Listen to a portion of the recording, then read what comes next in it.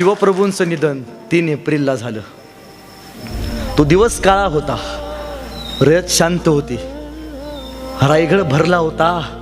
दोनदा, एकदा राज्याभिषेक सोहळ्याला, दुसऱ्यांदा महाराजांचा मृत्यू झाला. त्यावेळी महाराजांचं पार्थिव उचललं.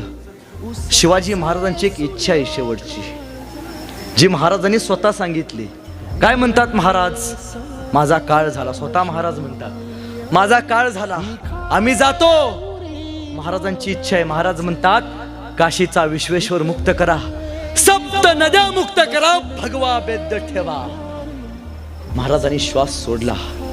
पक्ष्यांचा किलबिलाट थांबला. सह्याद्री शर्मेनं राजाकडे बघत होता. का 50 वर्षात हा राजा पहिल्यांदा शांत बसला होता. 50 वर्षात एकही क्षण असा नाही ज्या क्षणी महाराजांनी या स्वराज्याचा, या रयतेचा विचार केला नाही. एकही क्षण नाही. पहिल्यांदा महाराज शांत बसले होते. महाराजांचं पार्थिव बाहेर आणलं.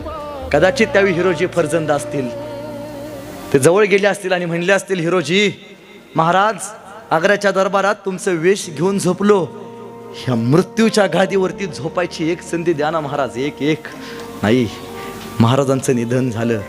हा राजा अनेकांना जगण्याची प्रेरणा देऊन गेलाय आणि जाताना एक गोष्ट सांगून गेलाय, काही करा, किती मोठे व्हा, मरेपर्यंत फक्त अंगातला स्वाभिमान विसरू नका. हा स्वाभिमान जिवंत ठेवा.